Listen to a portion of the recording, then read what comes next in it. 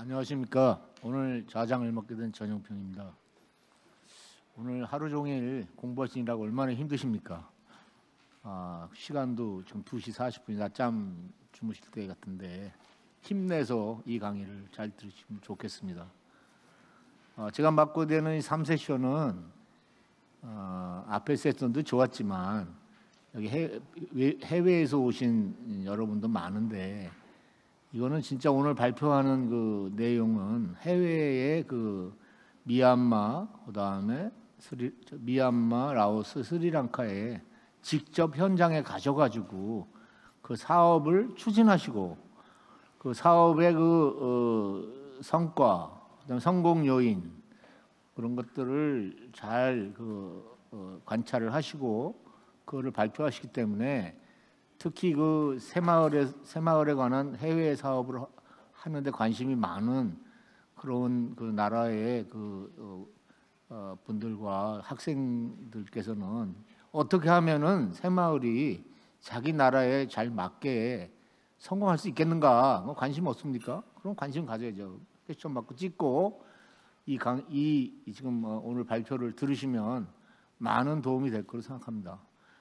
오늘 발표하시는 분들은 3분인데 지금 앞에서 한 15분이 좀 늘어졌기 때문에 그냥 간략하게 자기소개나 뭐 현황 이런 거는 생략하시고 핵심적인 내용만 드리고 싶은 핵심적인 내용만 한 15분에서 20분 사이로 짧게 더 한다고 돈 더 드리는 것도 아니고 그러니까 짧게 요약해서 발표하시고 토론자는 5분 드릴 테니까 핵심 질문만 하세요. 핵심 질문만 하시면 시간이 남아가지고 또 이 플로어에서도 또 질문할 수 있거든요. 이 주제는 그래요.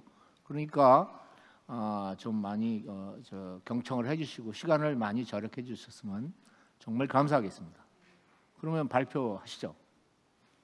오늘 발표자 첫 번째 발표는 문상원 코이카 동남아 일실장께서 미얀마 사례를 가지고 발표를 해주셨습니다.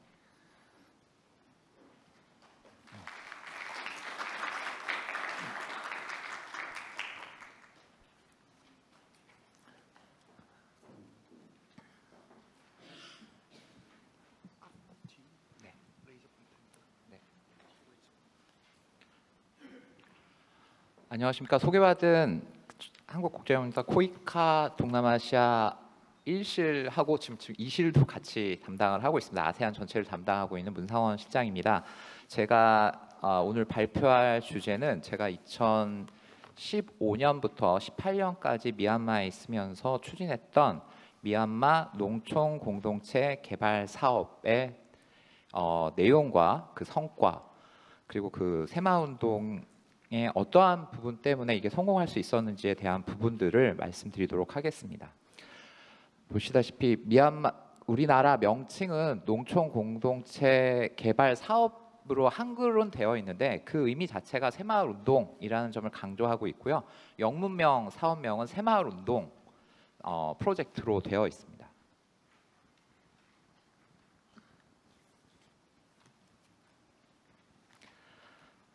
여기 보시면은 미얀마의 지도가 나와 있는데요. 지금 총 그 미얀마에는 15개 주가 있는데 그 15개 중에서 10개 주에서 사업이 진행되었고 보시다시피 그 굉장히 그 전국적으로 사업이 진행된 걸 볼 수 있습니다. 뭐 한두 개 시범마을을 진행한 것이 아니라 그 10개 주에 110개 마을에서 사업이 진행이 되었고요.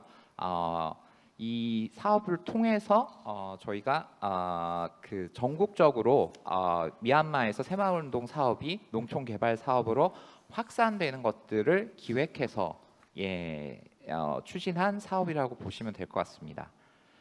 시행 자체는 미얀마 농축산관계부에서 실시를 하였고요.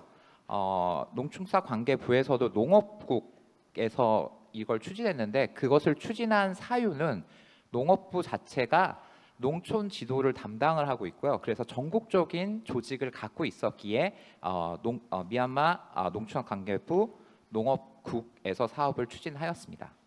그리고 여기 한국 우리 농어촌 공사, 그다음에 새마을운동 중앙회, 그다음에 한경대에서 각각의 사업 요소별로 사업을 수행하였습니다.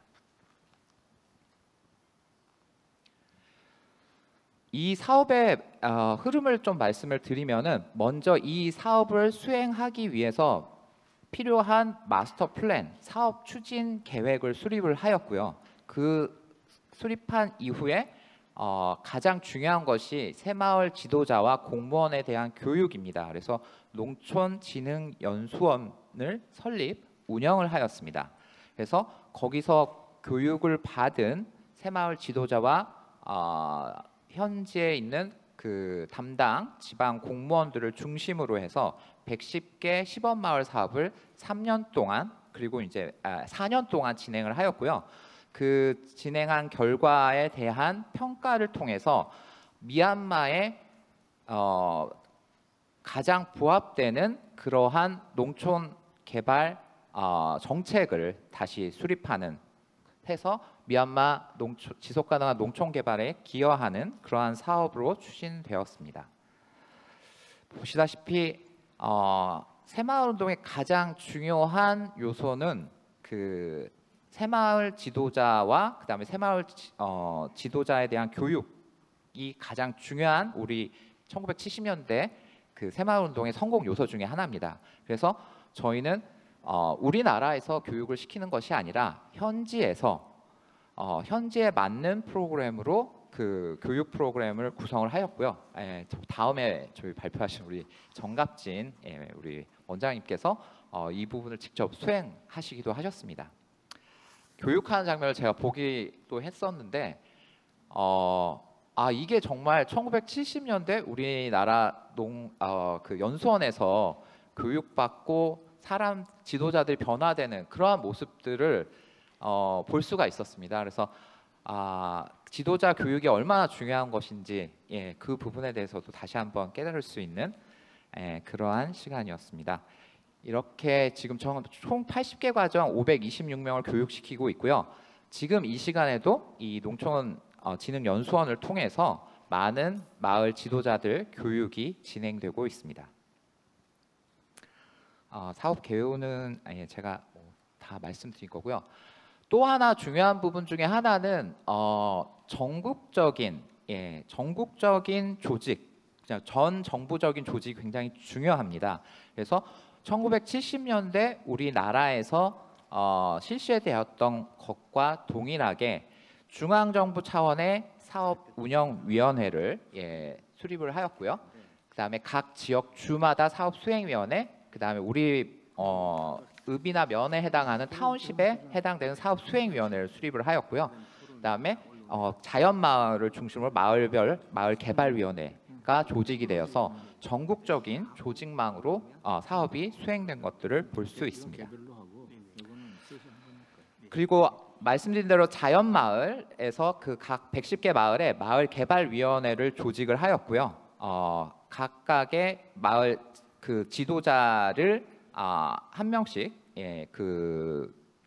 저희가 하고 그다음에 대신 저희는 감사를 반드시 여성 지도자로 세워서 남녀 지도자가 공히 이 부분들을 진행할 수 있도록 추진을 하였습니다. 그리고 각각의 그 사업을 크게 3가지 사업으로 구분이 되어 있는데요. 역량 강화 사업, 생활 환경 개선 사업, 소득 증대 사업이 있고 각각의 소위원회에서 소위원회별로 각각의 사업을 추진하였습니다. 이 마을 그 개발위원회 위원들의 모습을 보고 계십니다. 그리고 이게 거의 1년 차였었는데 마을 위원회의 그 위원들이 얼마나 자주 모였는지를 사진으로 찍어서 보여주는 사진입니다. 그래서 거의 2주에 한 번 정도 모여서 마을 개발 사업을 논의하고 추진하였습니다. 보시다시피 이제 다음은 역량 강화 사업입니다. 역량 강화 사업 같은 경우에는 뭐 마을 청소하는 부분, 그 다음에 뭐 마케팅이나 아니면은 그 생산과 관련되는 기술 교육 같은 것들을 마을 단위로 진행을 하였고요. 그 다음에 매년 저희가 중요한 마을 사업을 결정할 때는 보시다시피 모든 그 주민들이 주민총회를 열어서 결정을 하고 그 결정 사항에 따라서 진행되었다는 점, 이것이 또한 1970년대 우리 새마을 운동과 굉장히 유사하게 진행된 점이라고 볼 수 있습니다. 다음은 마을 그 생활 환경 개선 사업입니다. 보시다시피 마을 주민들이 직접 인카인드로 노동력을 제공하고 마을 발전을 위해서 스스로 사업을 수행을 하였고요. 일절 외부인이 마을 사업을 결정하는 데는 마을 주민들이 마을 총회를 통해서 결정하고 그것들을 직접 수행하고, 나중에 보시겠지만 평가까지도 마을 주민들이 직접 수행하는 그러한 마을 주민 주도의 사업이라는 것들을 볼 수 있습니다.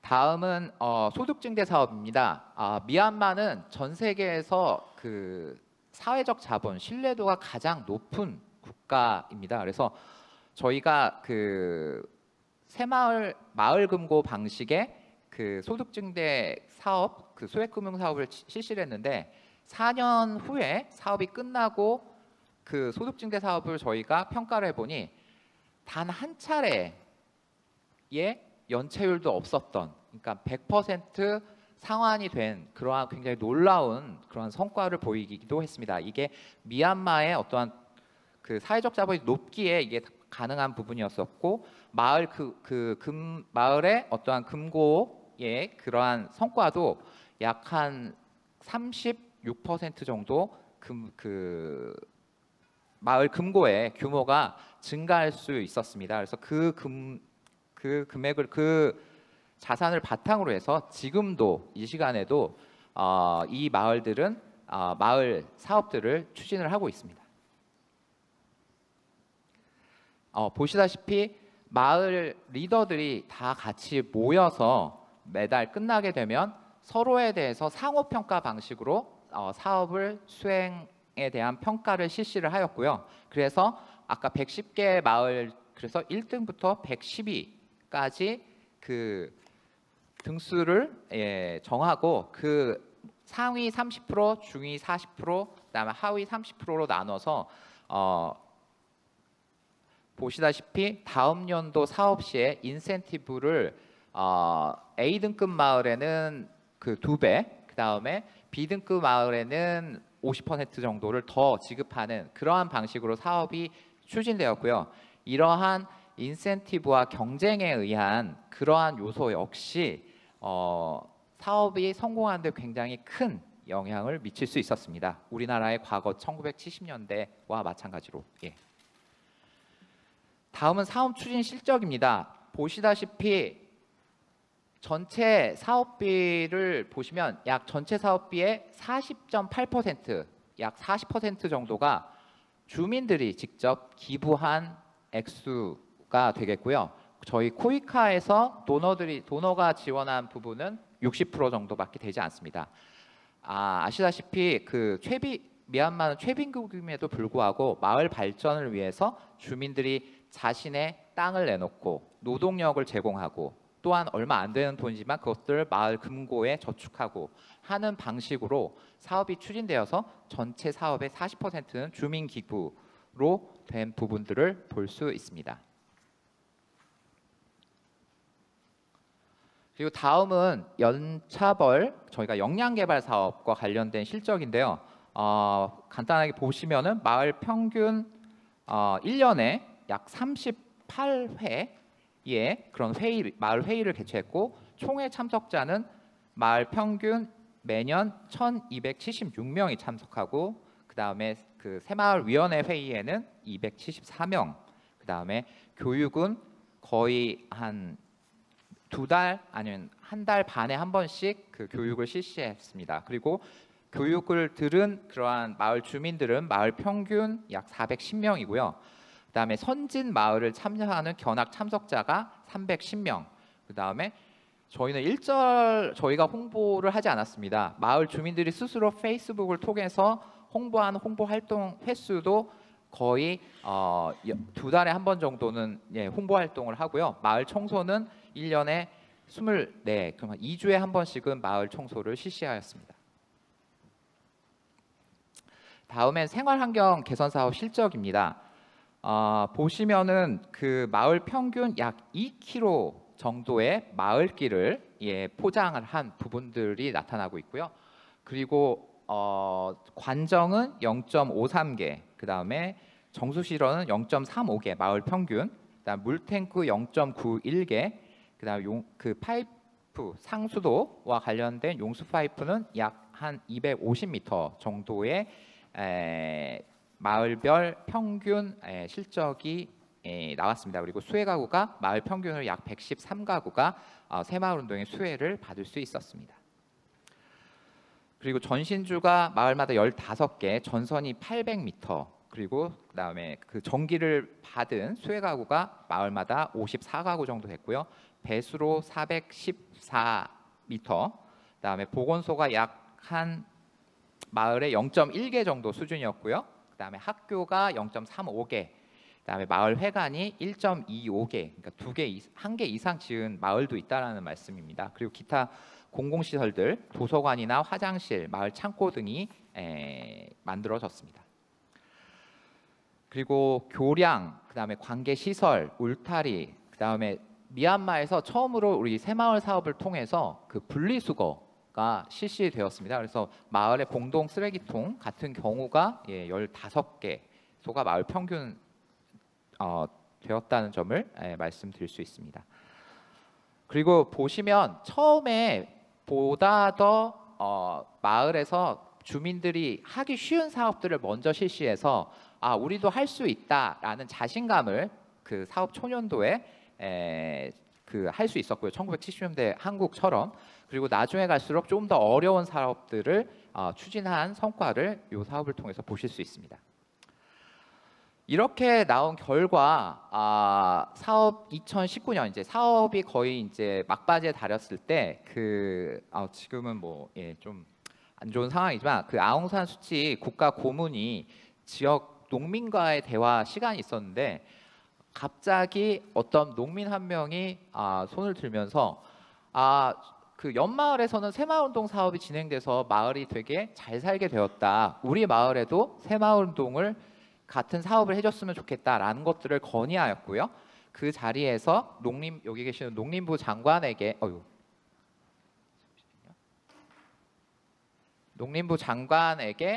그 지시를 해서 이러한 새마을 사업을 전국적으로 확산을 하도록 지시를 하였습니다. 그래서 그 다음에 2020년 지역 정부 자체 예산으로 약 4개 지역 26개 마을에서 자체 예산으로 이렇게 사업이 확산되는 성과도 나타났습니다. 또한 그 가장 중요한 부분은 아까 그 소득증대 사업을 통해서 진행되었던 마을 금고 사업이었는데요. 그 마을 금고를 통해서 마을 발전 기금을 만들었는데 저희 사업이 종료된 이후에도 마을에서 이러한 기금을 활용할 수 있도록 시행령을 미얀마 정부에서 만들어서 그 마을에서 계속해서 그러한 그 마을 금고에서 생성된 그런 마을의 그러한 기금을 활용할 수 있는 법적 근거까지 미얀마 정부가 만들었습니다. 그리고 아까 그 농업부 장관께서는 그 이후에 전국적으로 미얀마 농촌 공동체 개발 사업의 성과를 모든 농촌을 포함한 미얀마 전역의 개발을 실시할 것이다 라는 것들을 선포하기도 하였습니다. 또한 이 사업을 통해서 그 국내외 그 다양한 그 기업과 학교와 지자체들이 우리 미얀마 농촌 공동체 사업에 동참하였습니다. 잘 아시다시피 포스코 대우라는 우리 한국 기업에서 미얀마 가스전 사업을 개발해서 지금 진행 중에 있는데요. 막대한 이익을 미얀마에 환원하고자 그 라카인주 해당 지역에 5개 마을에 대해서 사업을 지원했고요. 우리 대구 광역시에서도 양곤주 5개 마을에 이러한 그 사업을 지원해서 원래는 100개 마을이었었는데 이러한 자금을 통해서 110개, 10개 마을이 추가될 수 있었습니다. 그리고 우리 CJ나 농협 같은 그러한 부분에서 그 기업의 그런 CSR 활동이나 CSV 활동을 우리 이 사업을 통해서 실시를 했고요. 여기 맨 마지막에 보시면은 그 SK텔레콤 같은 경우에는 계량 쿡스토브 사업을 통해서 미얀마의 이러한 농촌 지역에 그 계량 쿡스토브를 보급하는 사업을 하고 SK텔레콤은 그것을 통해서 탄소 배출권 그 쿼터를 이제 받을 수 있는 그러한 사업들도 진행될 수 있었습니다. 요거는 지금 제가 말씀드린 포스코 인터내셔널의 CSR 사업이었었고요. 그다음에 SK 계량 쿡스토브 사업해서 이 사업을 통해서 약 1,590억, 약 한 700억 정도의 사업비를 통해서 1,590억의 가치를 가져가서 역시 기업이었다라는 부분을 할 수 있었는데, 이러한 것들을 통해서 미얀마 내에서 어떠한 그 벌어들인 그런 그 탄소 저감이나 이런 부분들은 굉장히 큰 부분으로 볼 수 있었고, 이러한 쿡스토브를 통해서 농촌에 있는 많은 여성들이 더 이상 연기로 인해서 그 보건학적으로도 굉장히 그 건강에도 굉장히 도움이 될 수 있는 그러한 사업이었다고 볼 수 있습니다. 그다음에 우리 MG 새마을금고에서는 아까 말씀드린 그 마을 금고 사업을 저희가 같이 추진을 해서 지금 현재 그 전국적으로 33개의 새마을 금고가 세워져서 운행 중에 있고요. 그 중에 대부분은 다 저희 100개 그 마을 중에 포함이 되어 있습니다. 그래서 평가를 말씀을 좀 드리면 미얀마에 적합한 새마을운동 사업 모델이 정책화되었고요. 그래서 이 사업을 통해서 주민 간의 신뢰도가 21%, 원래도 좋은 그러한 주민 간 신뢰도, 사회적 자본이 증대될 수 있었고요. 그다음 미얀마의 농촌 그 개발 정책이 나올 수도 있었고, 그다음에 마을이 확산되었으며, 그다음에 아까도 말씀드린 환경 개선이나 소득 증대 굉장히 높은 성과를 얻을 수 있었습니다. 또한 훈련 시스템을 통해서 지역 주민과 공무원들의 자조 역량 역시 굉장히 발전한 모습을 보일 수 있습니다.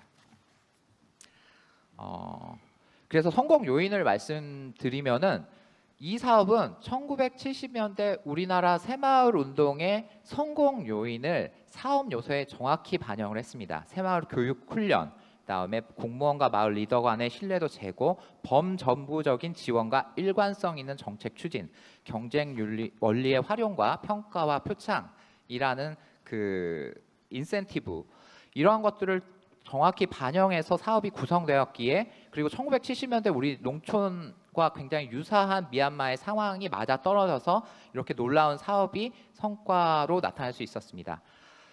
그래서 마지막으로 말씀드리면은, 그 우리의 그러한 그 새마을 운동을 그대로 이식하는 부분이 아닌 그 국제 그 새마을 운동 사업은 그 나라에 맞게 우리가 그 협력국 문제 해결을 위해서 현지 현황, 개발 정책, 전략, 법, 제도, 정책들을 충분히 고려해서 현재 맞춤형으로 진행이 되어야 된다. 또한 그리고 1970년대 우리나라의 새마을운동의 성공 요인을 정확히 반영한 그러한 사업 기획이 되어야 된다라는 점을 말씀드리면서 오늘 발표 마치도록 하겠습니다. 감사합니다. 네. 아주 발표를 잘했습니다. 요점만 정리해서. 저도 저 여름에 저 아프리카를 한번 다녀왔는데요. 진짜 그 새마을 운동에 대한 그 도입에 대한 열의가 대단하다고 생각합니다. 여기 오신 관객들 중에서도 아프리카에서도 오시고 뭐 동아시아에서 동남아시아도 오신 분이 계신데, 새마을 운동을 너무 쉽게 알면 안 돼요. 새마을 운동은 그냥 우리가 그냥 지원하는 사업, 마을에 혜택이 가는 사업 이렇게 하면 안 되는 거예요. 새마을 사업에는 원리가 있어요. 원리. 그 원리가 박정희 대통령이 기본은 했어요. 주민들이 스스로 해야지 절대로 관이 나서지 마라. 그다음에 경쟁의 원리를 도입해서 잘하는 데 더 주고 그럼 못하는 데는 조금 약하게 하고 해서 경쟁심을 동기화를 시켜야 되고, 그걸 이제 정부 대통령이 이제 컨트롤 타워가 돼가지고 그 있잖아요. 행정부가 다 새마을 운동, 새마을 국무회의까지 했습니다. 그 정도로 관심이 있어야지 이게 되는 거지. 그냥 새마을 운동을 와가지고 좀 한국에서 이게 배우고 좀 연수받고 가서 된다. 그거는 여러분들 진짜 오해예요. 그렇게 하시면 안 되고. 그래서 지금 문상원 실장께서 말씀하신 이거는 여러분들이 이걸 가져가서 매일 연구하세요. 연구해서 우리나라가 지금 이거 전체 보고서를 봤어요. 전체 보고서를 봤다고 이거. 그랬더니 저 알파부터 오메가까지 진짜 성과 평가 그 지표까지 그죠? 사전 사후로 다 준비되고 계획이 다 돼 있어요. 그 정도로 완벽하게 만든 이게 보고서예요. 그래서 오늘 정갑진 원장님 어디 계십니까? 나 벌써 나오셨어요. 정갑진 원장님이 미얀마의 그 당시에 그 농촌진흥원장, 그러니까 한국에서 파견된 농촌진흥원장으로 실무를 담당하신 분이고, 저분이 새마을 운동의 기초와 이론과 책 저서도 있는 아주 그 현장 경험이 탁월하신 그런 분이에요. 오늘 굉장히 앞에 그 문상환 실장님의 발표에 이어서 연결되는 것 같습니다. 발표해 주시죠.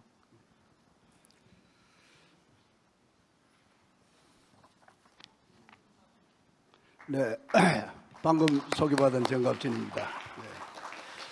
네. 이번 세션은 우리가 국제개발 협력으로서의 새마을운동의 몇 가지 사례를 발표함으로써 좀 더 업그레이드된 새마을 ODA를 추진하자는 뜻으로 개설된 줄 알고 있습니다. 저는 이번 시간에 그동안에 우리 라오스에서 추진한 새마을운동 사례를 여러분들에게 간략하게 소개를 드리도록 하겠습니다. 라오스에는 2002년도부터 새마을운동을 실험적으로 접목을 해왔습니다. 그래서 지금까지 약 한 6개 기관단체에서 새마을운동을 시도를 했고 현재까지도 이루어지고 있습니다. 그 6개 새마을운동 시도 첫 번째는 에스캅 우리 아시아 태평양 경제사회위원회가 네팔과 함께 우리 아시아 지역의 빈곤 감소를 위해서 첫 시도를 한 곳이 바로 라오스입니다. 그만큼 라오스는 전략적으로 저희가 새마을운동 ODA에서는 중요한 국가다 이렇게 이해를 할 수 있습니다. 그리고 그 다음에는 새마을운동중앙회가 2009년도부터 시작을 했는데 시범마을 기준으로는 2개 마을에서 현재 11개 마을까지 확장된 상태입니다. 그리고 새마을재단에서 처음 2016년도부터 추진을 해서 지금 5개 마을에 새마을 운동을 확산을 시키고 있습니다. 그리고 농수산부라든지 새마을 금고도 새마을 방식을 접근하고 있습니다. 그리고 무엇보다도 가장 이제 규모 있게 한 곳은 역시 코이카입니다. 방금 전에 우리 문상원 실장님께서 미얀마 사례를 소개를 드렸는데 당시에 5개 국가죠. 그 중에 하나가 라오스가 포함이 됐습니다. 그래서 그 당시에 예산 규모도 약 한 1,500만 불이라는 거액이 투입돼서 큰 성과를 냈고, 그 성과를 기반으로 지금 제2차, 3차 농촌 공동체 종합개발 사업이 라오스에서 현재 2025년도까지 추진 중에 있습니다. 새마을 운동이라고 네이밍은 되어 있지 않습니다만은 1차 새마을 운동 방식에 의한 성과를 기반으로 하고 있습니다. 마침 제가 2차, 3차 사업의 성과 관리에 제가 참여를 하고 있어서 그동안에 라오스 새마을 운동을 종합적으로 살펴볼 수 있는 기회를 얻고 있었습니다. 그 중에서 제가 오늘 발표할 내용은 코이카의 사업은 이미 라오스도 미얀마와 같이 큰 성과를 냈기 때문에 제외를 하고 새마을 운동을 전담하고 있는 새마을중앙회와 새마을재단의 사례를 제가 압축적으로 소개를 드림으로써 그 성과와 문제점이라 그럴까요? 그 한계를 여러분들에게 소개를 드리고 거기에 대한 대응 방안을 함께 모색해 보도록 하겠습니다. 먼저 새마을운동 중앙회의 사업입니다.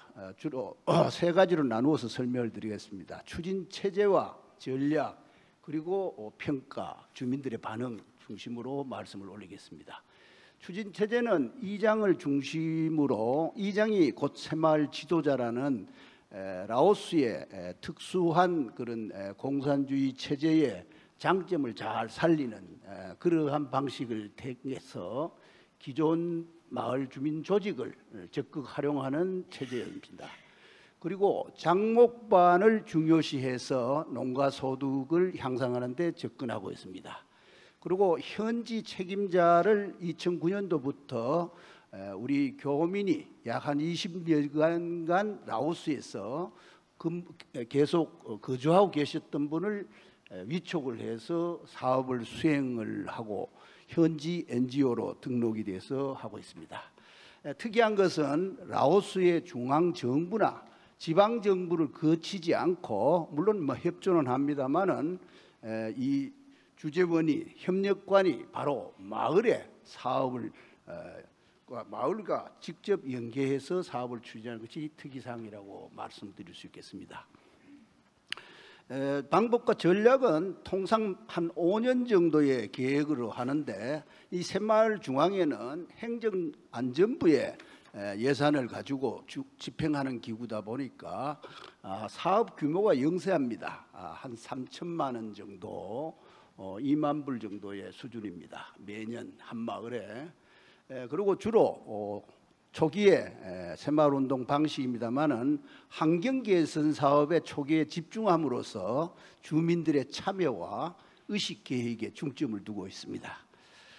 두 번째, 새마을 중앙회는 대학 봉사단이라든지 새마을 중앙회가 전국 조직을 갖고 있기 때문에 전국에 있는 새마을 지부지회가 이 교류 차원에서 마을을 많이 방문하는 그런 형태로 해서 붐을 조성하고 있다고 말씀드리겠습니다.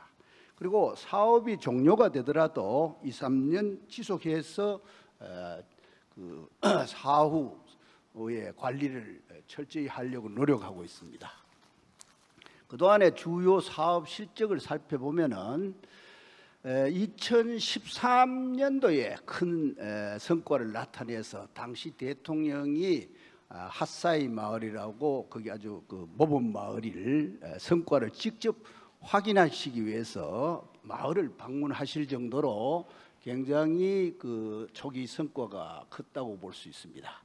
그래서 라오스 정부 차원의 관심이 컸고, 거기에 따라서 가구당 소득은 2009년도 사업 시작할 당시에 핫사이 마을은 가구당 소득이 400불 수준이었습니다마는 2013년도, 그러니까 4년 후에 2,500불로 약 6배 정도 향상된 것을 우리가 확인할 수 있었습니다. 최근에는 비엔티안 주에서만 그동안에 국한해서 했는데, 조금 떨어진 볼리캄사이라는 주에 가서 상계 마을을 확대함으로써 점점 전국적으로 넓히는 그러한 실적을 올리고 있습니다. 새마을 중앙회는 여러 가지 사업을 합니다만은 가장 반응도 좋고 중점을 두고 있는 것이 두 가지입니다. 환경 개선 사업으로서는 마을 포장 사업입니다. 그동안에 총 36건의 포장 사업을 해서 주민들이 또 만족도가 높으죠. 동남아는 우기가 오래 기간이기 때문에 마을의 포장 사업, 특히 안길 포장 사업은 아주 반응이 좋을 수밖에 없죠. 그다음 비가림 하우스를 시도를 해서 비교적 이제 성공적인 성과를 거두고 있습니다. 특히 우기에는 채소류가 그 굉장히 가격이 경쟁력이 높습니다. 그러다 보니까 상당히 그 농가에서 좋은 반응을 얻고 있습니다. 10년간 이 두 사업에 대한 노하우가 이제 축적이 돼서 사업 안정성을 확보하고 있습니다만은 다소 조금 두 가지 사업에 너무 치중된 감이 없지 않습니다. 그동안의 주요한 실적 중에 하나는 교육 사업입니다. 그래서 그동안에 한국 초청 교육을 769명이나 실시를 했습니다. 이 조금 과다한 그러한 감이 있습니다. 그러나 이렇게 마을 주민 리더들이 직접 한국의 발전상을 목격하면서 동기를 부여를 받았다는 뜻에서 큰 의미가 있다고 생각을 합니다. 그래서 최근에는 현지 연수를 강화해서 특히 코이카에서 설립한 라오스 한국 농촌개발연수원이 있습니다. 이를 적극적으로 활용하고 있습니다. 각 마을의 주요 11개 사업은 환경개선, 소득증대, 역량개발로 나누어서 제가 이렇게 요약을 해봤습니다. 자료를 참고해 주시면 감사하겠습니다. 새마을중앙회의 사업을 평가를 한번 해보고 그 다음에 주민들의 호응도를 요약해보면 아래와 같습니다. 일단 선택과 집중 전략으로 가시적 성과를 창출하고 사업의 안정성을 도모함으로써 신규 마을에도 리스크 없이 적용할 수 있었다는 성과를 거두었습니다. 두 번째는 주민 주도로 포장 사업을 특히 수행하다 보니까 모든 새마을 사업은 주민이 주인이 돼서 자기 일로 해야 된다는 인식이 굉장히 확산이 됐고 정착이 됐습니다. 따라서 협동의식도 많이 고양이 됐다고 볼 수 있겠습니다. 시범 농장 조성이나 축산 사업은 기대 이하로 성과가 그리 높지가 않습니다. 그렇지만은 아까도 소개 말씀 올렸습니다만은 비닐하우스 재배는 주민 만족도가 높고 실제 농가 소득에 큰 보탬이 되기 때문에 라오스에서는 광범위한 이 비닐하우스 그린하우스 보급이 필요하다는 그런 판단을 우리가 가질 수 있습니다. 재배 농가는 뭐 정확한 통계를 종합적으로 갖고 있지는 않습니다만은 자료에 의하면은 비닐하우스 보통 한국으로 따지면 한 200평 됩니다. 한 동당에 52 달러에서 최대 한 82달러, 1년에 한 100불 정도 1000불이죠. 1000불 정도의 수입이 있었다고 나와 마을의 경우에 지금 조사되고 있습니다.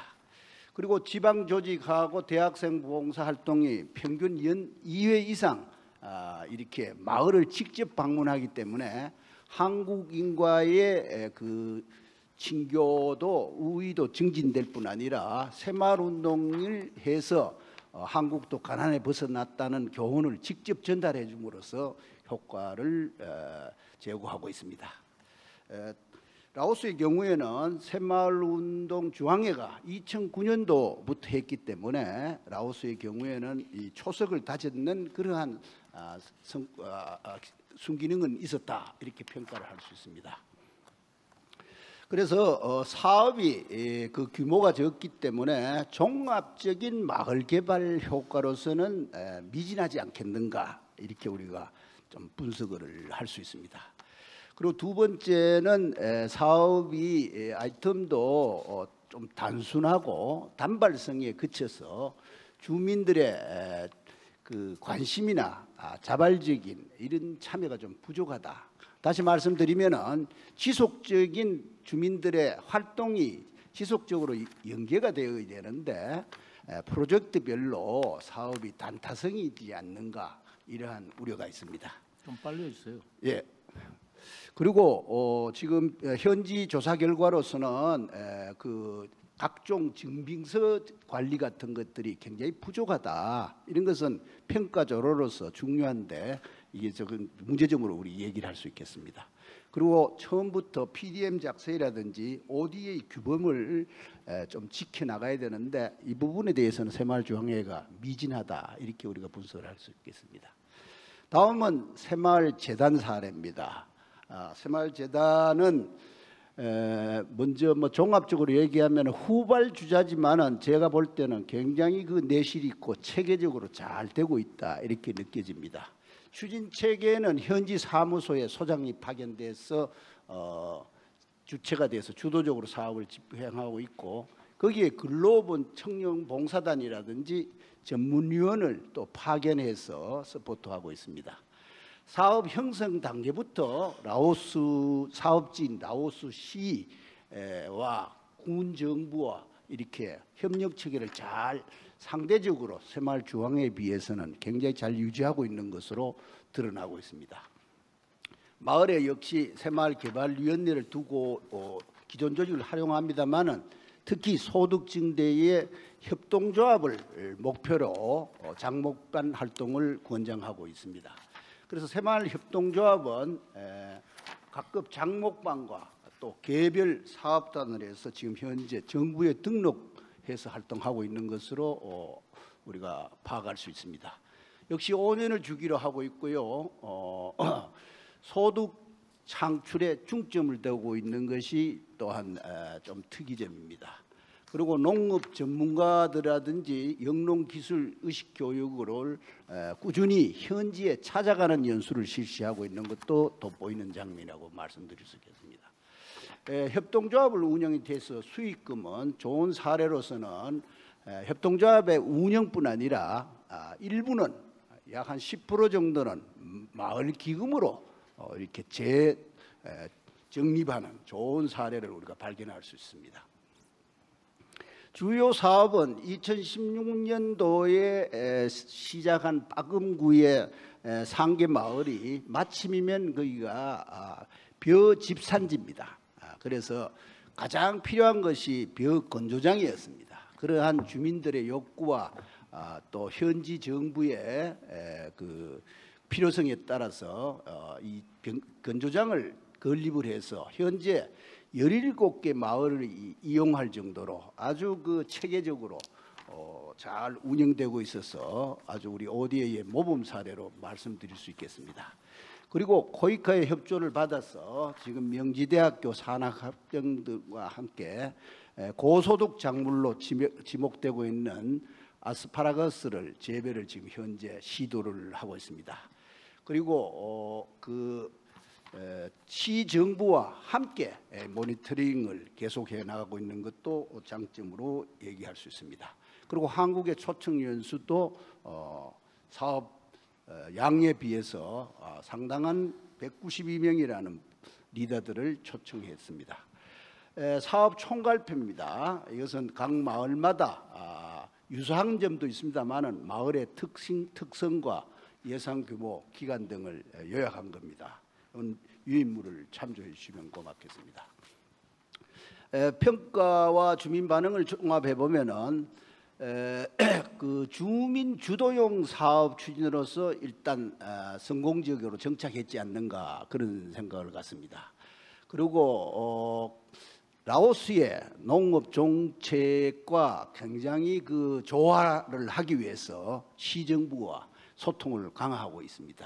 특히 시농림국장의 표현을 빌리면은 바로 라오스에서 가장 그 상위 농업 정책이 삼상 정책인데 삼상 정책의 구체적인 프로그램이 바로 새마을재단에 실시한 라오스의 농촌 개발 사업이었다 이렇게 표현이 있습니다. 그리고 마을 해관 건립과 마을 안길 포장 이 두 가지 사업이 새마을 중앙회와 같이 만족도가 주민들의 만족도가 높습니다. 그리고 비가림 시설 이 역시 새마을 중앙회와 같이 굉장히 그 만족도가 높으면서 결국은 그 굉장히 그 라오스 기후에 맞는 농업 기술이다. 이래서 적극적으로 보급해야 되지 않겠나 하는 평가를 받고 있습니다. 협동조합 활동과 마을 기금 확충으로 향후 이것은 마을의 자립 기반을 구축하는 데 기여를 할 수 있다. 이렇게 평가단이 분석을 하고 있습니다. 그리고 또 특이한 것 중에 하나는 우리 그 새마을재단의 사업 중에는 꼭 필요한 마을에 필요한 공동 농기계를 구입해가 조치를 하고 있습니다. 트랙터라든지 이항기라든지 이것을 역시 협동조합을 구성해서 이용료를 받음으로 해서 마을에도 수익이 될 뿐 아니라 농기계가 자칫 관리가 소홀한 것이 보통인데 아주 철저히 체계적으로 관리되고 있다는 것이 이 사업의 장점으로 생각이 됩니다. 그럼에도 불구하고 소득 사업의 실적은 굉장히 성공적인 모델을 창출했지만은 전 주민들에게 농민들에게 골고루 수혜 폭이 아직도 그 낙수 효과를 거두지 못하고 있지 않는가 하는 한계는 갖고 있습니다. 그리고 그 두 개 지금 사례를 제가 소개했는데 종합적으로 보면은 몇 가지 저희가 성과 한계를 종합할 수 있을 것 같습니다. 두 개 단체가 마을에 직접 사회비를 전액 투입을 해가지고 예산 중간에 거치질 않으니까 효율성이 높다고 볼 수 있습니다. 그리고 두 번째, 지방 정부가 관내 기관장을 대상으로 이 사업의 성과를 설명회를 가졌어요. 새마을재단의 사례를. 그래서 비안티안 시에서 군수하고 각 마을의 이장들 그리고 관련 단체를 전부 모아서 시범 사업이 각 마을에서도 그것을 본받아 가지고 자체적으로 실시하라는 지침까지 내릴 정도로 이 사업을 현지 정부가 높게 평가하고 있다는 점도 큰 성과로 보고 있습니다. 주민들의 의식이 개선이 되고 여성들의 참여가 높습니다. 특히 비가림 하우스는 여성들의 부업으로서 적극이고 거의 여성들이 주도하고 있습니다. 그래서 우리가 젠더 문제의 일면으로서도 그 그린하우스가 성공적인 아이템이다 이렇게 볼 수 있습니다. 그럼에도 불구하고 한계를 두 가지만 지적한다면은 사업의 집행은 성공적으로 이루어졌지만은 핵심적인 목표라고 할 수 있는 주민들의 평균적인 그 소득 증대에 대한 체감 효과는 아직 미진하다 이렇게 지적할 수 있겠습니다. 그리고 새마을 운동은 새마을 사업이란 표현보다 운동이란 말을 많이 쓰는 것은 지속적으로 상시적으로 이루어져야 됩니다. 그래서 주민들이 내 마을을 내 손으로 가꾸자 하는 게 있어야 되기 때문에 예산이 들지 않는다고 해서 이 사업을 안 하는 경향이 굉장히 농후해요. 그러나 청소라든지 저축이라든지 독서라든지 교육이라든지 마을에 공동기금을 조성한다든지 이런 것은 거의 매월 리포트가 돼야 될 정도입니다. 그런데 이런 것들이 소홀히 되다 보니까 새마을도 하나의 단순한 외부 원조다 이러한 오해가 있습니다. 그래서는 주민운동이 일어나지 않습니다. 두 개 단체의 사업도 이런 것들이 우리가 지적할 수 있지 않을까 이런 생각을 해봅니다. 그렇다면은 라오스 사례를 통해서 향후 우리 새마을 운동 ODA 가져와 대응 방안은 뭐냐 하면 크게 세 가지로 나누어 볼 수 있겠습니다. 우선 사업의 성과의 지속성과 주민 참여가 핵심이기 때문에 이 지속성과 주민들의 자발적 참여를 어떻게 유인할 것인가. 그러기 위해서는 밑에 몇 가지가 제가 제시를 했습니다마는 새마을 금고를 설립한다든지 공동기금을 확충을 한다든지 등등 성과 시스템 도입 이런 게 필요하겠죠. 그리고 현지 지도자 체계적인 양성이 필요합니다. 그러려면은 현지 교육이 강화돼야 됩니다. 특히 한라 연수원이 활용을 우리가 많이 해야 되겠다 그랬습니다. 그리고 몇 개 마을만 해서 되는 것이 아니라 전국화하고 또 라오스의 농업개발 정책으로 이것이 우리가 채택이 될 수 있도록 노력이 필요합니다. 결론적으로 이제 마을에만 머무를 것이 아니라 중앙정부 차원의 정책화가 되는데 두 개 단체가 공동 노력이 필요하다. 두 번째, 지금도 두 개 단체도 사실 협업이 좀 부족합니다. 흔히 얘기하는 분절화가 이루어지고 있는데 새마을재단과 새마을중앙회가 역할 분담을 좀 해서 특히 새마을중앙회는 한라연수원이 그 지금 운영이 조금 답보 상태에 있습니다. 이것을 좀 도맡고 일선 새마을 그 시범마을의 육성은 새마을재단이 만든 방법도 좋은 그런 역할 분담이 아닌가 하는 것을 개인적으로 생각을 해봅니다. 이상입니다. 감사합니다. 네, 수고하셨습니다. 좋은 발표 감사드리고요. 시간을 많이 못 드려서 죄송합니다만 다음번 또 발표가 있기 때문에 우리가 미얀마는 100개 마을을 코이카와 새마을 중앙회와 같이 해서 아주 계획이 좋더라고요. 계획 실행 평가까지 잘하니까 역시 계획이 좀 좋아야 계획이 잘 돼야 또 나중에 평가도 잘 될 수 있고 그런데 미얀마가 지금 뭐 정치가 어지러워요. 그래서 이제 그런 변수도 아까 말씀하신 거고. 그다음에 정갑진 원장님은 라오스의 5개 마을인데 100개에서 5개로 이제 줄면서 이제 자기 통찰적인 입장에서 이 성과와 한계를 말씀해 주신 거고 이제는 이제 스리랑카 그죠?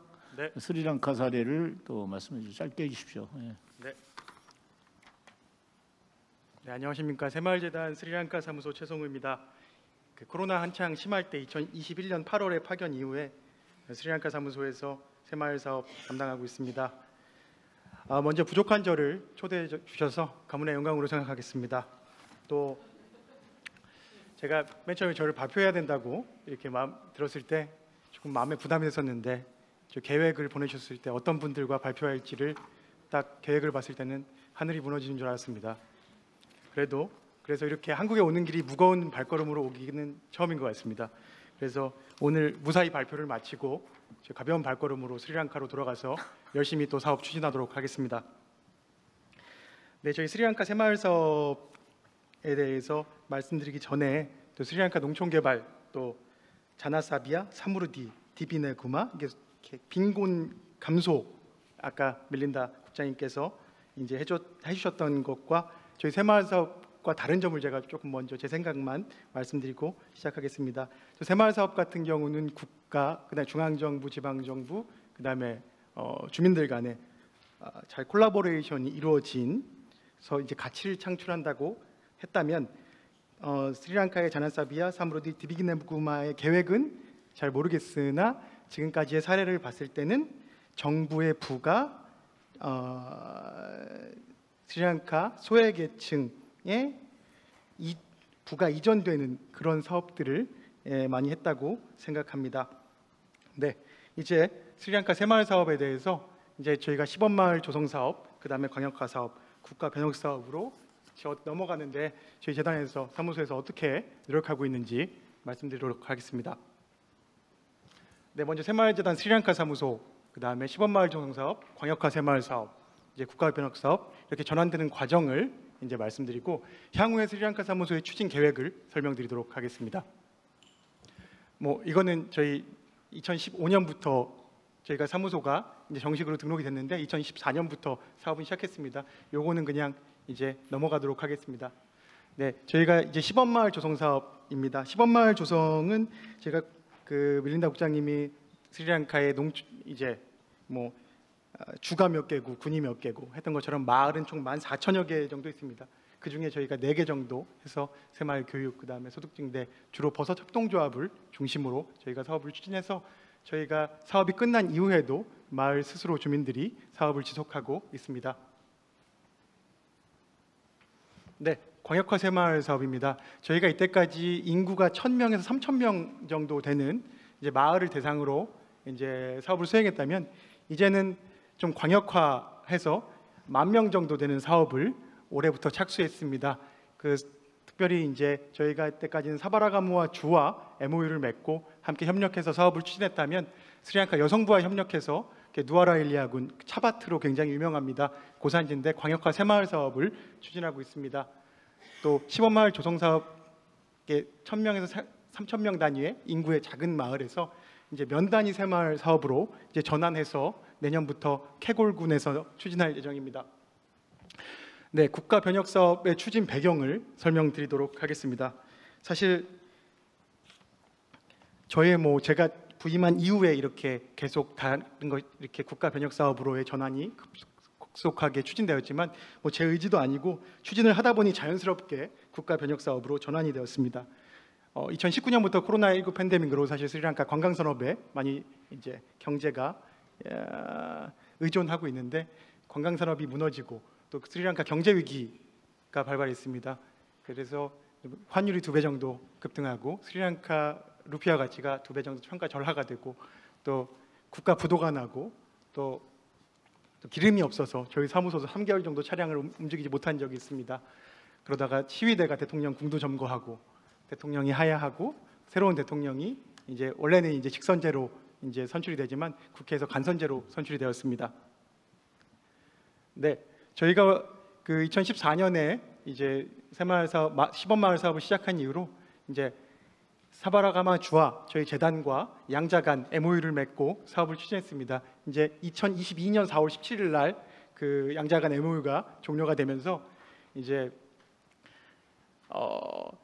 또 상황 자체도 작년에 2022년에는 이렇게 사업을 추진하기 어려운 환경, 치안도 불안정하고 일 부족, 시위 때문에 사무실 철수를 검토했었습니다. 그래서 저희 재단에서 대표이사님 그리고 도에서 이제 최종으로 사업을 접을지 말 것인지 확인하러 이제 스리랑카에 오셨을 때 스리랑카의 국무총리를 만나 새마을 사업에 대해서 논의했고 또 스리랑카 국회의장님을 만나서 스리랑카 사업에 논의했습니다.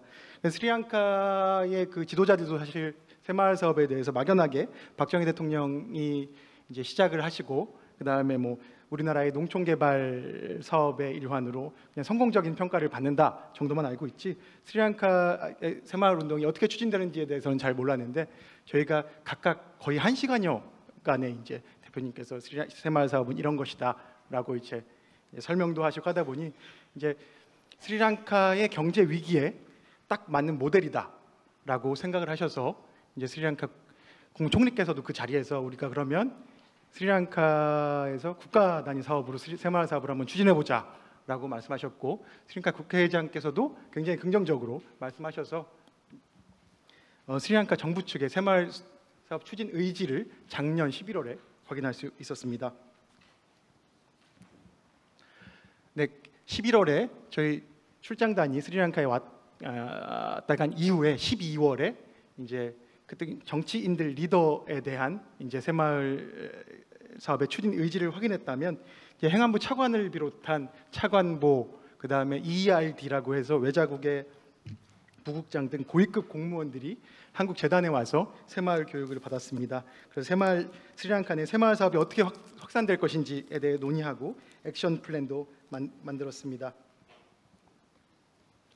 또 그 다음 날입니다. 25일 날까지 교육을 하고 스리랑카 국회 부의장 등 국회의원 3명이 사비로 재단을 방문을 희망한다고 저한테 공문을 보내와서 이제 재단에 방문했습니다. 그래서 새마을 사업 확대를 요청했고 새마을에 대해서도 이제 좀 알아가는 시간을 가졌습니다.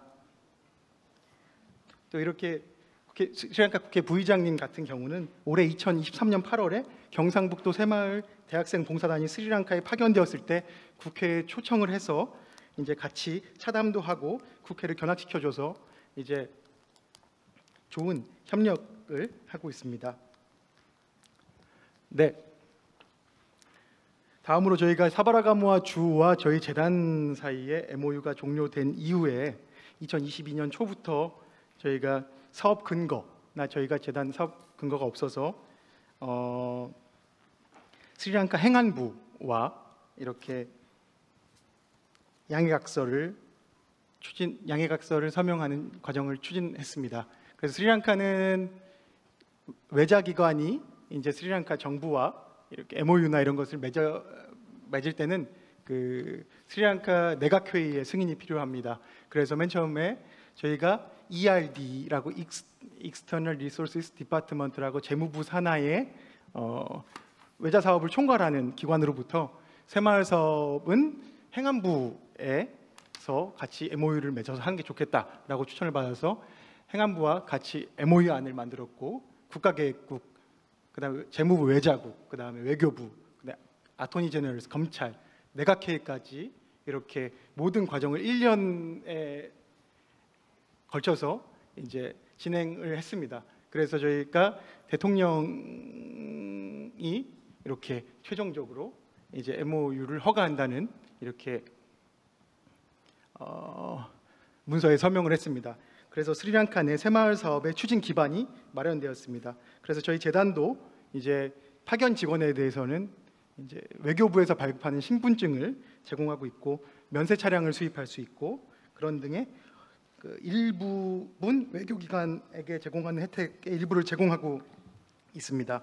그만큼 새마을 재단에 대해서 높이 평가하고 있다는 것을 증명하는 것이라고 할 수 있습니다. 저희 공무원들이 재단에서 그 고위급 연수 이후에 올 2월에 저희가 그 MOU를 서명하기 전에 제가 행안부에 찾아가서 차관과 면담을 했습니다. 그때 갑자기 저한테 스리랑카의 새로운 프로젝트가 시작됐다. 그래서 저희가 새마을 재단에서 왔다고 하니까 스리랑카 내무부 산하의 뉴 빌리지 뉴 컨트리 프로젝트를 2023년부터 25년까지 3년간 되었고 이게 전국적으로 될 예정이다. 그래서 새마을재단에 협조를 요청한다. 이렇게 그렇습니다. 그래서 스리랑카 내무부 내에 한시적 조직, 프로젝트를 추진할 한시적 조직을 설치를 했습니다. 네, 이것은 스리랑카 행안부 측 우리가 새마을 뉴빌리지 뉴컨트리 프로젝트를 추진할 텐데 그 새마을재단이 우리의 그 메인 파트너가 돼서 같이 추진하자는 요청 레터고 좀 빨리 해주세요. 상황에서도 빨리 해달라고요. 네, 그 중요한 네. 것만 하면 되니까. 그래서 뭐 올 5월에 그런 걸뭐 이제 저희가 그 내각 승인이 난 것을 양해약서를 체결했습니다.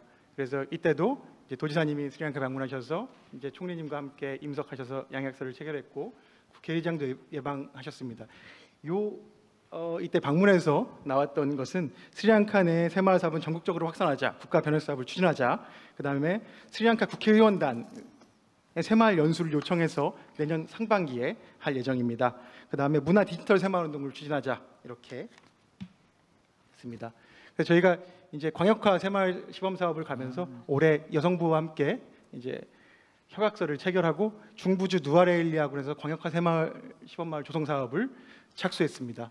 그래서 광역화 새마을 시범마을은 저희가 보통 한 개 마을을 시범마을을 선택해서 조성 사업을 한다면 3개 마을을 대상으로 추진하는 것이고 여성부 안에 여성 공무원도 있고 스리랑카 내 여성 연맹이 잘 구축되어 있어서 거기서 새마을 부녀회를 조직하여서 이제 소득 증대 사업을 할 예정입니다. 네, 저희가 국가 변혁 사업에 맞춰서 저희 연수 사업도 이렇게 예전에는 마을에 가거나 군이나 면 단위의 사무소에 가서 찾아가는 연수를 했다면 올해부터는 스리랑카의 개발행정연구원, 우리나라의 공무원 인재개발원입니다. 그래서 같이 협력해서 찾아가는 연수를 실시했습니다. 그래서 스리랑카 중앙부처 공무원 40명, 저희와 같이 일하는 행안부라든지 여성부라든지, 그다음에 지자체 공무원 40명, 마을 주민 140명을 개혁을 했습니다.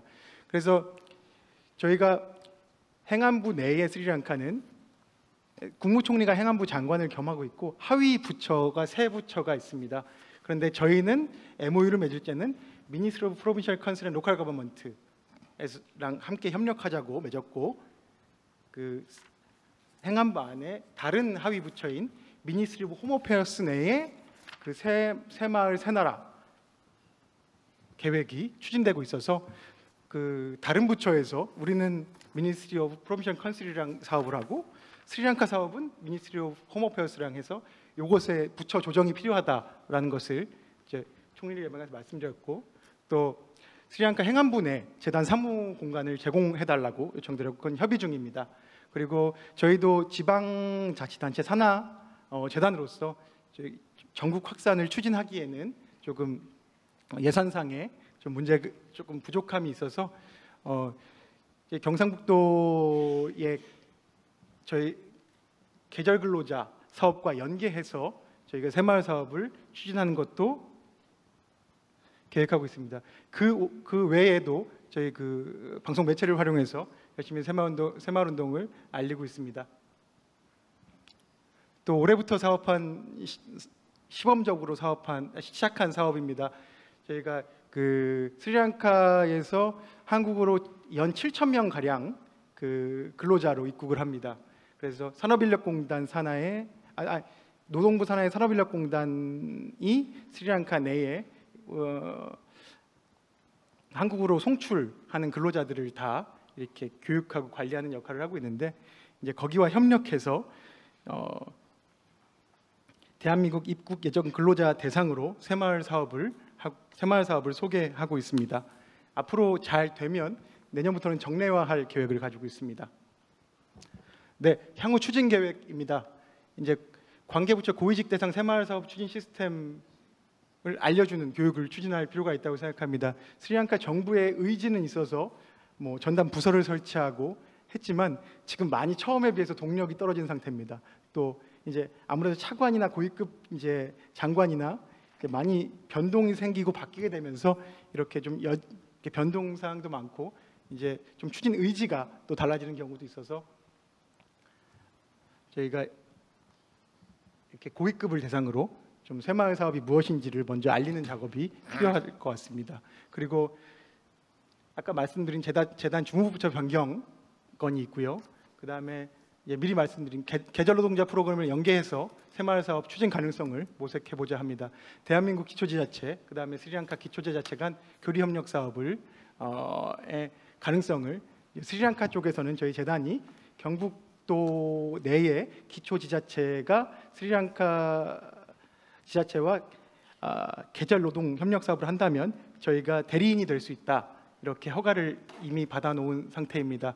그리고 앞으로도 말씀드린 스리랑카 노동부 협력해서 우리나라로 송출되는 노동자들의 대상으로 새마을 교육을 정례화하려고 계획 중에 있습니다.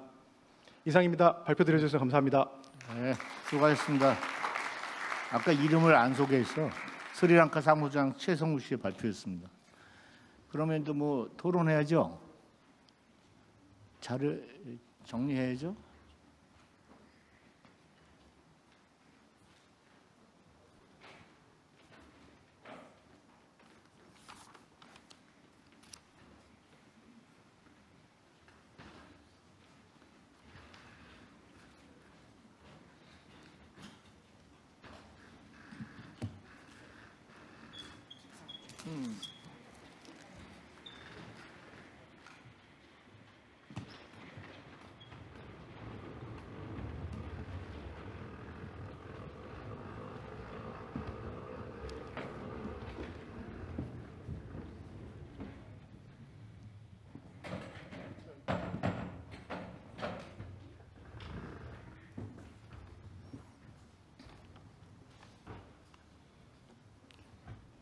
토론자 발표자 안 나오시죠?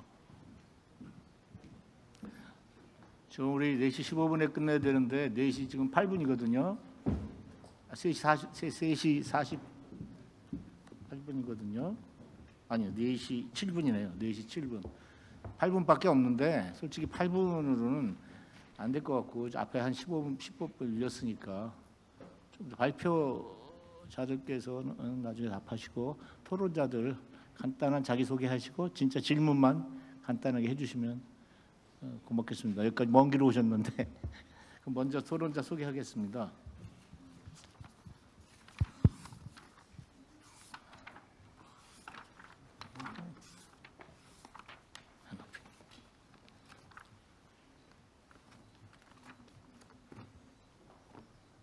토론자는 퍼스트 오더가 이정주 영남대학교 교수님, 그 다음에 남수연 성결대학교 교수님, 정상희 계명대학교 교수님 세 분이 토론을 해주시겠습니다. 먼저 이정주 교수님께서 토론해 주시죠. 예, 안녕하십니까. 영남대학교 이정주입니다. 시작부터 마음이 급해집니다. 예, 오늘 세 분 발표 잘 들었습니다. 감사합니다. 그 새마을 사업을 추진하시느라 수고가 많습니다. 그래서 여러분들의 열정과 애정이 오늘날의 큰 성과를 가져오게 된 것 같습니다. 그 질문에 앞서서 조금 간단하게 제 생각을 말씀드려 보겠습니다. 그 현재 다 아시는 바와 같이 국제사회는 새마을 운동에 대한 성과를 높게 평가하고 그 발전 경험 공유를 요청하고 있습니다. 그래서 이런 소식을 들을 때 저는 한편으로는 굿뉴스여서 반갑기도 하지만 이제는 한편으로는 큰 책임감을 가지게 되는 부분이기도 합니다. 그 새마을 운동은 지역 사회를 발전시키기 위한 계획이고 정책입니다. 그래서 그 새마을 운동은 단순한 캠페인이나 무브먼트가 아니라 새마을 개발이 되는 것입니다.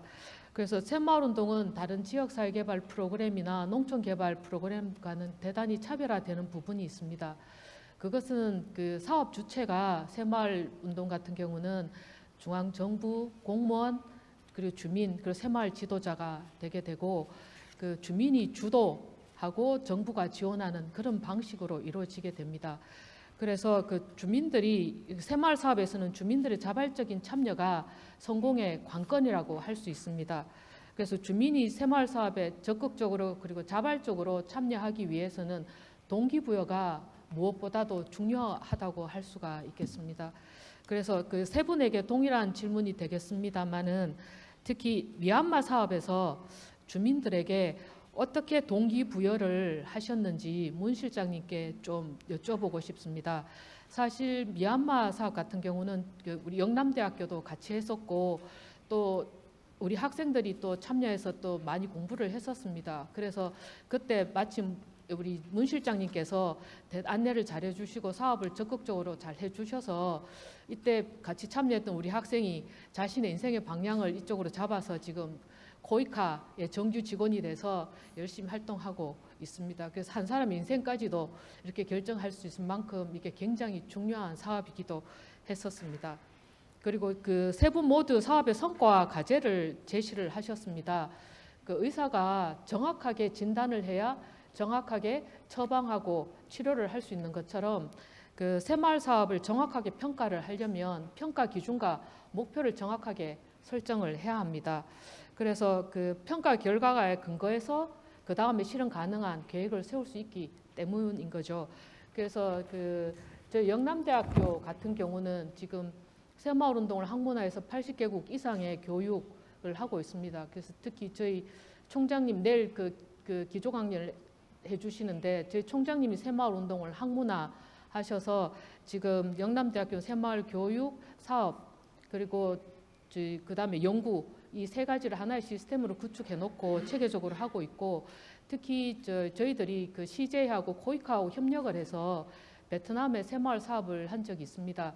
그때 그 CJ하고 합의가 됐던 게 뭐냐면 저희 최출 총장님이 제시했던 그 새마을 운동 성공 요인 9가지 그것을 평가 기준으로 우리가 설정해서 사업을 추진을 했었습니다. 왜냐하면 그 성공 요인이라고 하는 것이 그 요인이 잘 되면 사업이 성공할 수 있다라는 그 우리가 결론을 가지고 그 성공 요인 9가지가 평가 기준으로 설정을 했었습니다. 그래서 그 평가 기준이 명확하면 제대로 평가할 수 있고 평가가 제대로 돼 효과적인 성과 관리로 이어질 수 있기 때문인 거죠. 그래서 21년에 한국은 웅크타드에서 그 선진국 그룹으로 지위가 변경이 됐습니다. 그리고 2024년 내년도에 대한민국의 ODA 예산은 올해 23년 대비 43.2% 증액이 되었습니다. 이건 굉장히 파격적인 수준이라고 볼 수가 있습니다. 그래서 지금은 그에 맞는 품격 있는 글로벌 공헌을 해야 될 때라고 생각을 합니다. 그래서 지금 우리가 하고 있는 이러한 노력들이 실질적인 성과로 연결될 수 있도록 다 같이 협력해서 해야 할 때라고 생각을 합니다. 감사합니다. 네. 굿 코멘트. 네. 남수연 성결대 교수님 토론해 주시죠. 네, 안녕하세요. 성결대학교 남수연이라고 합니다. 저도 지금 이정주 교수님께서 말씀해 주신 것처럼 이 세 분의 발표자분들의 사례 발표를 통해서 굉장히 많이 배울 수 있는 기회가 돼서 감사하게 생각하고 이 새마을운동의 이 훌륭한 그 모델 그런 점을 배우기 위해서 이렇게 많은 분들께서 오셨다는 점도 굉장히 이제 고무적인 것 같습니다. 그래서 앞에서 지금 좋은 점, 성공적인 요인에 대해서 굉장히 많이 말씀을 이제 해주셨기 때문에 저는 이제 연구자로서 제가 발표를 들으면서 그리고 평소에 좀 새마을운동에 대해서 고민하던 지점에 대해서 이렇게 짧게 나누고 그리고 질문을 그 사이에서 드리는 그런 방향으로 좀 말씀을 드리겠습니다. 먼저 이제 학계에서는 아무래도 우리나라에서 새마을운동에 대해서 논의를 하다 보면 국제개발협력 분야에서는 새마을운동의 현지화하고 새마을운동의 현재화가 굉장히 많이 얘기를 하고 있잖아요. 그래서 이제 현지화 부분에서는 이게 그 각 국가마다 문화라든지 제도가 다 다르기 때문에 이거는 수만 가지 모양으로 나올 수밖에 없을 텐데 그것이 이제 굉장히 성공적으로 미얀마에서는 현지화를 시켜서 새마을운동에 성공해서 이 문상원 실장님께서 현장에서 보시기에 지도자들이 변하는 것을 실제로 볼 수 있었다고 말씀하실 만큼 그렇게 변화를 이끌어낼 수 있었다고 하셨는데 이제 그 요인이 중요한 요인 중에 하나가 현지화였다고 말씀을 하셨습니다. 그리고 마지막 슬라이드에서도 현지화의 중요성에 대해서 강조를 이제 해주면서 끝맺음을 하셨는데요. 그래서 이제 그 미얀마에서의 현지화는 어떻게 이루어졌는지에 대해서 간략하게 좀 소개를 해주시면 감사하겠습니다. 그게 제 첫 번째 질문이었고요. 그리고 제 두 번째 고민은 이제 현재화하고 맞닿아 있습니다. 이게 중앙정부 이 새 발표자 분들께서 모두 이 발표하는 내용이 전부 다 중앙정부로서 중앙정부에게 수렴되는 그러한 이제 양상을 보여주셨습니다. 그것은 이제 새마을운동 모델에 있어서 이제 가장 그 키를 핵심 역할을 쥐고 있었던 것이 중앙정부였기 때문에 당연한 것이라고 생각을 하는데요. 이제 연구자 입장에서 말씀드렸던 것처럼 공부를 하는 중에 이제 그 개발이론의 패러다임이 당시에는 1960년대, 70년대에는 중앙정부라는 것이 중앙정부 국가를 주체로 해서 주요 주체로 해서 경제 분야를 이끌어가는 것이 개발 패러다임으로 자리 잡았고 그 이후에 계속 신자유주의라든지 지속가능성이라든지 그 다음에 요즘에는 탈세계화까지 계속 이렇게 개발 패러다임이 변화하고 있는데 우리가 생각하는 현재화라는 것은 지금 이전에 발표하신 분들께서도 새마을운동을 디지털에 적용한다든지 아니면 문화예술에 적용한다든지 주제를 확장하는 말씀을 많이 해주셨는데요. 이것을 이제 개발 패러다임에 맞게 이것을 변화시키는 것에 대해서는 아직 좀 고민이 부족하지 않은가라는 생각이 들었습니다. 우리가 지금 1960, 70년대에 우리에게 성공적이었던 모델을 우리 1960, 70년대의 개발 수준에 지금 있는 그러한 개발도상국으로 수출을 해서 혹은 적용을 해서 성공적인 우리가 누렸던 그러한 성공을 전해주고 싶다라는 그 의의는 저도 100번 동의를 합니다. 그렇긴 하지만 그 개발 수준뿐만 아니고 또 개발 이론의 패러다임 개발 전체적인 국제개발 협력의 패러다임도 한번 생각해봐야 되지 않을까라는 그런 고민이 들었고요. 그래서 그게 근대화 국가의 역할을 굉장히 강조하는 60, 70년대의 개발 패러다임을 가지고 있는 것은 맞지만 그 반면에 또 신자유주의적인 요소도 새마을운동이 가지고 있다고 저는 생각을 합니다. 바로 마을 간의 경쟁을 통해서 그 성과를 통해서 이제 더 많은 인센티브를 제공함으로써 동기부여를 해서 더욱 발전 효과를 제고한다는 것인데요. 그 신자유 국가가 이끄는 국가 주도의 발전과 그리고 그 다음 패러다임으로 나왔던 신자유주의 신자유주의 즉 공동체 기반 주민 주도의 그러한 패러다임이 두 가지가 정말 상반되는 개발 패러다임인데 요 새마을운동이라는 그 틀 안에 같이 참 재미있게 그리고 굉장히 잘 작동하면서 들어있는 것이 아닌가라는 그러한 생각이 들었습니다. 그런데 이 신자유주의를 지나서 최근에는 지역개발 분야에서 이제 경쟁뿐만 아니고 각 주체 간에 서로 역할을 바꾸어 보는 혁신이라든지 그리고 협력을 통해서 개발을 이루는 그런 사회적인 혁신도 굉장히 많이 강조가 되고 있기 때문에 새마을운동 안에서 주민 간의 인센티브를 줘서 경쟁을 시키는 것도 굉장히 좋고 지금까지 성공적이었습니다만 이 마을 간의 서로 소통을 통해서 경쟁만 해서 닫아거는 것이 아니고 마을 간의 소통을 통해서 서로의 협력, 요즘에 코어파티션이라고 하더라고요.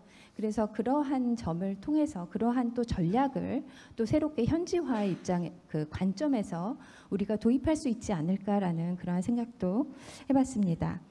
그리고 마지막에 제가 가졌던 생각이 정치적인 측면이었습니다. 이 지역개발학 커뮤니티 디벨롭먼트 분야에서 이 가장 연구가 지금까지 덜 되었다고 하는 분야가 이 정치적인 부분하고 환경적인 분야입니다. 그래서 그 중에서 이제 정치적인 분야에 제가 좀 집중을 했는데요. 이 새마을운동이 실시되는 데 있어서도 굉장히 정치에 우리가 영향을 많이 받을 수 있다라는 생각이 들어서 제가 생각하기에 이제 얼핏은 그 정치적인 측면을 적용할 수 있는 그런 관점들을 생각을 해봤는데 이제 지금 스리랑카 사례에서 나왔던 것처럼 이 국가의 정치적인 상황, 미얀마도 마찬가지입니다만 국가의 정치적인 상황에 따라서 이렇게 새마을 운동의 효과라든지 아니면 그 운동의 흐름이 이렇게 바뀔 수 있는 그러한 요소가 분명히 있기 때문에 국가 정치의 안정이 중요하다, 정치에 영향을 받는다라는 게 한 가지고요. 그리고 두 번째가 제가 아까 마을 간의 협력도 말씀을 드렸는데 이게 서로 다른 마을을 시범마을로 지정을 하다 보니까 아무래도 시범마을로 지정이 되면 자원이 예산이 투입이 되기 때문에 마을 간에 이제 지정이 되기 위한 어떠한 경쟁 관계가 이미 형성이 될 수 있을 것 같거든요. 새마을 운동이 도입되기 전에. 그래서 이 마을 간의 어떤 서로의 그런 경쟁 관계, 정치적인 관계 그런 것도 좀 연구해 볼 만한 그런 가치가 있다는 생각이 들었고요. 그리고 마지막으로는 현장에서 우리나라 그 새마을 운동을 시행하는 기관 간의 어떤 정치적인 관계입니다. 정치적인 관계라고 하면 국가가 혹은 무슨 정부가 이런 그런 게 아니고요. 이 새마을 중앙회하고 새마을 재단하고 지금 같이 투입돼서 2009년 라오스 같은 경우는 2009년, 2016년에 이제 각자 이제 사업을 시작하셨는데 그 과정에서 마을 주민들이 경쟁하는 것처럼 이렇게 우리나라 민간 단체들도 들어가서 같이 사업을 하는 도중에 어떠한 사업이 중복되는 분야라든지 아니면 서로 저는 이게 협력 관계로 간다고 생각을 하고 있는데 그 간에 또 어떠한 좀 뭐라고 할까요? 서로 간의 소통의 부재 혹은 그 경쟁 이런 것도 있을 것 같아서 이것을 이제 그 마지막 그런 정치적인 분야로 생각을 해봤습니다. 그래서 여기서 제가 그 질문을 정갑진 연구원장님께 드리고 싶은데 현장에서 보시기에 어떻게 그 두 단체가 어떻게 이제 사업을 하고 계신지 어떤 그 단체 간의 관계가 어떻게 되시는지에 대해서 좀 질문을 드리고 싶었습니다. 네, 감사합니다. 네. 제일 황당한 게 멀리서 왔는데 5분만 토론하라는 게 제일 황당한데 좀 미안합니다만 그죠? 다음번 세션이 있어서 양해 바랍니다. 그럼 마지막으로 가까이에서 오신 정상희 계명대 교수님 토론해 주시죠. 네, 안녕하세요. 저는 계명대학교 정상희라고 합니다. 시간이 좀 짤막한 관계로 저는 간단하게 이제 말씀드리겠습니다. 제가 세 분 발표를 통해서 정말 새마을 사업이 얼마나 많은 성과를 가지고 왔고 그리고 특히 저는 첫 번째 발표 이제 문상원 실장님께서 말씀하신 부분 같은 경우는 기업과의 협력이 이제 다뤄져 있는데 그런 부분을 통해서 새마을 사업이라는 것이 어떻게 향후에 또 업그레이드되고 발전시킬 수 있는가에 대한 가능성을 볼 수 있지 않았나 그런 말씀을 드리고요. 그리고 지금 저는 그 스리랑카 부분, 스리랑카 사업 사례에서 이제 몇 가지 질문을 하고 싶은데 일단 여기 보면은 국가 변혁 사업이라고 이렇게 말씀을 해주셨는데요. 그렇다면 기존의 그 시범마을 조성 사업에서 국가 변혁 사업으로 전환이 됐었을 때 그럼 기존 사업하고 달리 이제 국가 변혁 사업에서는 어떠한 좀 지원의 이제 특성이 나타났는지 그 부분을 좀 말씀을 해주셨으면 좋겠고요. 그리고 또 제가 주의 깊게 본 거는 여기 계절 노동자 프로그램이라든가 스리랑카 뭐 노동부 협력, 뭐 대한민국 송출 귀국 노동자 대상 뭐 이런 이제 프로그램들이 다루어져 있는데 지금 현재 이제 교육부에서 발표한 300K 프로젝트를 보게 되면 지금 유학생을 단순히 과거에는 유치하고 교육하는 데 초점을 뒀다면 지금은 정주하고 또 취업하는 데 연계해서 우리가 유학생도 유치해야 된다는 그런 전략을 지금 교육부에서 발표를 하고 있습니다. 그렇다면은 이런 프로젝트들이 지금 현재의 교육부 정책하고 충분히 연계될 수 있는 가능성이 있다고 생각이 되는데요. 그 부분에 대해서 향후에 그러면 어떻게 협력을 하실 수 있는가와 관련한 그런 부분에 대해서 말씀을 해주시면 감사하겠습니다. 네, 감사합니다. 먼저 우리 남 시장님부터, 문 시장님부터 차례대로 해주시죠. 네, 토론 감사드립니다. 저 마을 주민들의 동기부여 이 부분은 저희가 새마을운동을 사업을 하는 데 있어서 가장 중요한 부분이었었고요. 그 길은 결국에는 아까도 교수님께서도 말씀해주신 새마을운동의 성공 요인에서 찾을 수 있다라고 보여집니다. 그래서 저희가 처음에 이 사업을 대상지를 할 때 절대 행정 단위의 마을이 아닌 그 자연 마을 단위로 삼은 부분이 있습니다. 그래서 그 자연 마을 주민들에게 자연 마을 단위로 사업을 추진해서 주민들이 공동의 노력을 바탕으로 해서 마을의 수건 사업을 위해 본인들의 물적, 인적인 그러한 그 자원들을 기여할 수 있는 그러한 부분들로 이용을 할 수 있었다는 점, 그 점이 그 마을 주민들의 참여를 강화시키는 요인 중에 하나였었고요. 또한 마을 간의 그 경쟁 원리를 활용해서 차등 지원하는 부분, 이 부분과 관련해서는 그 저희가 현지에서 봤을 때 본인들이 우수 마을이다라는 부분들에 대한 그런 열망, 자부심, 그러니까 10,000불, 20,000불을 더 받고 하는 부분뿐만 아니라 스스로 우리가 자립 마을, 자조 마을이 되었다라는 부분에 대한 자부심, 그리고 그것들에 대한 희망이 결국에는 사업의 성공으로 이어지는 모습을 볼 수 있었고요.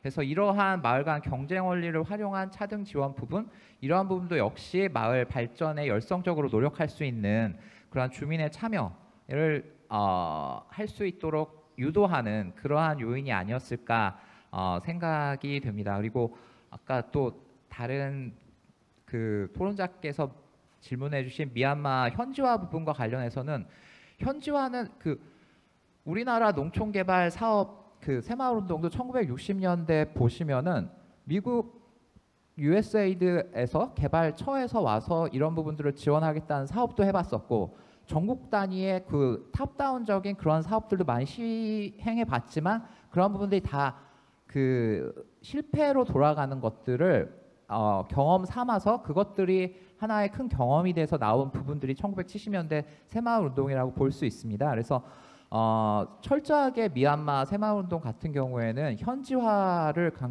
가장 우선시했고 교육도 역시 한국에 와서 교육을 시키는 것들이 아니라 현지에서 현지의 교관, 옆에 계신 우리 정갑진 원장님께서 교관들을 교육을 시키시고 그 교관들이 다시 마을 지도자들을 교육하는 그런 철저히 현지화된 교육 프로그램과 미얀마에 맞는 프로그램으로 진행이 될 수 있었기 때문에, 그리고 사업 수행 자체도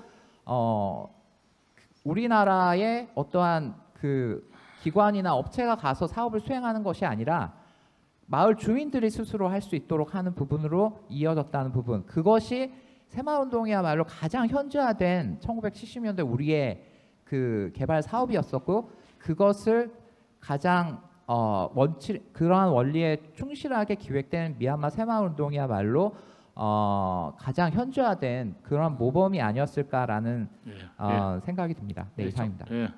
정갑진 원장님이 부연 설명을 더 하시면 되겠네요. 가보셨으니까.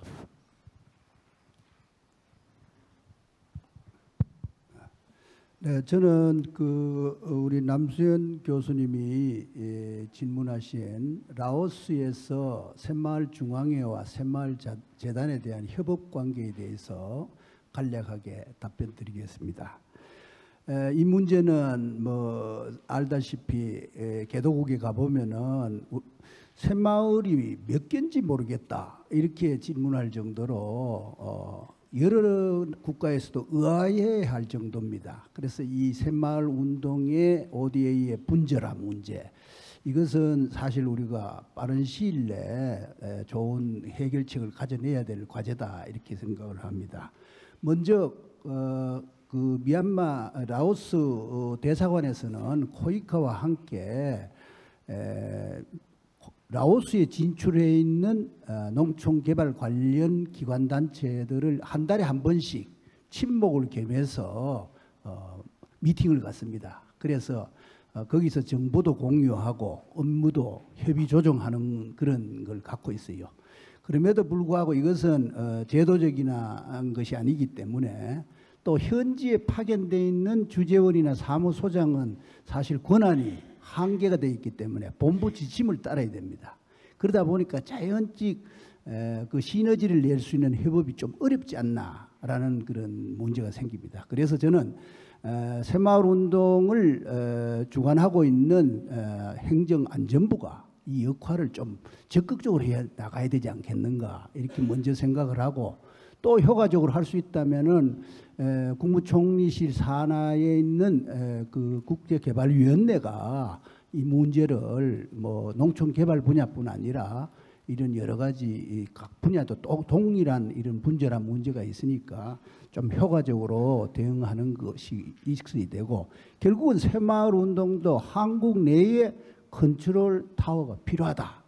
그렇게 그 절실한 그 필요성을 느낍니다. 예, 이상입니다. 네, 감사합니다. 최 소장님 간단하게. 네, 아까 시간이 부족해서 말씀을 많이 못 드렸습니다. 예, 먼저 국가 변혁 사업에 대해서 어떻게 추진할 것인지 이제 질문을 주셨는데요. 저희가 이제 시범마을 사업에서 광역화 사업으로는 올해 시작한 사업 같은 경우는 이제 보통 한 개 시범마을에서 추진한 걸 3개 정도의 시범마을에 동시에 추진하기 때문에 저희가 보통 1, 2년 차에는 이제 교육과 이제 생활환경 개선 사업으로 새마을 회관을 짓곤 합니다. 하지만 사실 스리랑카의 대부분의 마을들이 마을 회관들이 이미 보유하고 있기 때문에 이제 그거 외에 다른 환경 개선 사업이라든지 아니면 마을 회관 개보수라든지 이렇게 해서 이제 같은 예산으로 3개의 마을을 커버하고 있습니다. 또 저희가 작년부터는 그 마을 사업할 때도 소득 증대 사업을 할 때 후추 재배 사업을 시작했는데, 저희가 비료를 지원하고 현지 정부에서 모종을 지원하고 하는 식으로 이제 현지 정부의 분담을 늘려서 이렇게 광역화 사업은 진행할 예정이고요. 국가 변협 사업 같은 경우는 아직 내년부터 시작하기 때문에 아직 구체적인 추진 계획을 이제 본부와 협의해서 이제 계획할 예정입니다. 또 계절 노동자 말씀 주셨는데요. 계절 노동자 사업이 스리랑카에서는 한 명도 이때까지 한국으로 입국하지 않았습니다. 그래서 지금 스리랑카에서는 한국으로 계절 노동자를 보내는 것에 대해서 아주 핫 이슈가 되었고, 보통 계절 노동자 사업할 때 한국의 지자체와 스리랑카 지자체 사이에 사설 에이전트들이 존재합니다. 그래서 저희가 아무래도 재단이 경상북도 산하의 공공기관이 한다면 좀 더 투명하게, 저희가 또 현지 사무소도 있기 때문에 중간에 역할을 할 수 있지 않을까 생각됩니다. 또 이런 계절 노동자 사업을 통해서 이제 한국의 지자체는 이제 현지에 MOU를 맺은 계절 노동자를 송출하는 지자체에 새마을 사업을 하는 방식으로 이렇게 서로 윈윈하는 이제 사업을 디자인해 볼 수 있다고 생각합니다. 또 마지막에 귀국 노동자, 송출 노동자 EPS 관련해서는 저희가 올해 사업 같은 경우에는 사실 현지의 해외 인력 송출청과 한국산업인력공단 EPS 센터가 주관을 해서 하는데, 저희가 초대를 받아서 맨 처음에 새마을 사업 소개를 하기 시작했습니다. 그래서 반응이 좋았기 때문에 저희가 계속 초대를 받고 있고요. 이제는 정례화가 거의 된 상태입니다. 그래서 내년도에는 저희가 지금은 새마을 운동의 이해, 그냥 새마을 운동을 소개하는 과정에 있다면 조금 시간을 더 배정을 받아서 작게나마 새마을 교육을 추진하는 방법을 생각해 볼 수 있습니다. 네, 감사합니다. 뭐 발표자 토론자 죄송합니다. 많은 시간을 드려야 되는데 멀리서도 오시고 저희 또 세션이 있기 때문에 어쩔 수 없습니다. 저도 할 말이 많지만 참도록 하겠습니다. 이해해 주시고 이걸 끝내겠습니다. 감사합니다.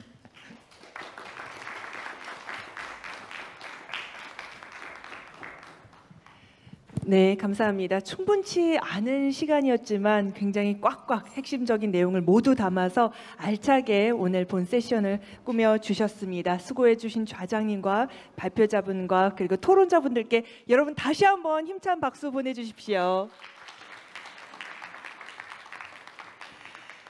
감사합니다. 다음 세션 이어가기 전에 아주 짧게 쉬는 시간을 갖도록 하겠습니다. 45분, 4시 45분에 다시 마지막 세션을 시작하겠습니다. 잠시 후에 뵙겠습니다. 감사합니다.